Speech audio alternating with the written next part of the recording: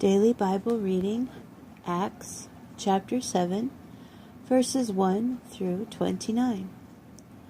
The Kohen Haggadol asked, "Are these accusations true?"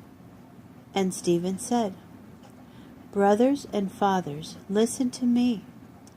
The glory of God appeared to Abraham Avinu in Mesopotamia before he lived in Sharan, and said to him, 'Leave your land and your family and go into the land that I will show you.' So he left the land of the Chaldeans and lived in Sharan. After his father died, God made him move to this land where you are living now. He gave him no inheritance in it, not even space for 1 foot. Yet he promised to give it to him as a possession and to his descendants after him, even though at the time he was childless. What God said to him was, 'Your descendants will be aliens in a foreign land, where they will be in slavery and oppressed for 400 years. But I will judge the nation that enslaves them,' God said, 'and afterwards they will leave and worship me in this place.' And he gave him Brit Milah. So he became the father of Yitzchak, and did his Brit Milah on the 8th day. And Yitzchak became the father of Yaakov, and Yaakov became the father of the 12 patriarchs. Now the patriarchs grew jealous of Joseph, and sold him into slavery in Egypt. But Adonai was with him.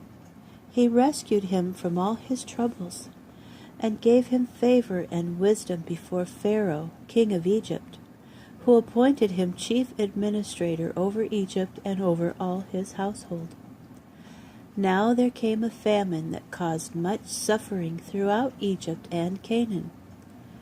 But when Yaakov heard that there was grain in Egypt, he sent our fathers there the first time.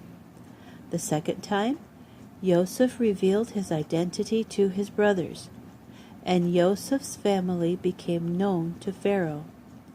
Joseph then sent for his father Yaakov and all his relatives, 75 people, and Yaakov went down to Egypt. There he died, as did our other ancestors. Their bodies were removed to Shechem and buried in the tomb Abraham had bought from the family of Chamor in Shechem for a certain sum of money. As the time drew near for the fulfillment of the promise God had made to Abraham, the number of our people in Egypt increased greatly, until there arose another king over Egypt who had no knowledge of Joseph.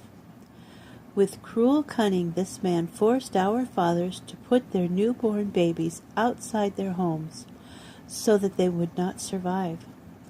It was then that Moshe was born, and he was beautiful in God's sight. For 3 months he was reared in his father's house, and when he was put out of his home, Pharaoh's daughter took him and brought him up as her own. So Moshe was trained in all the wisdom of the Egyptians and became both a powerful speaker and a man of action. But when he was 40 years old, the thought came to him to visit his brother Israelites. On seeing one of them being mistreated, he went to his defense and took revenge by striking down the Egyptian.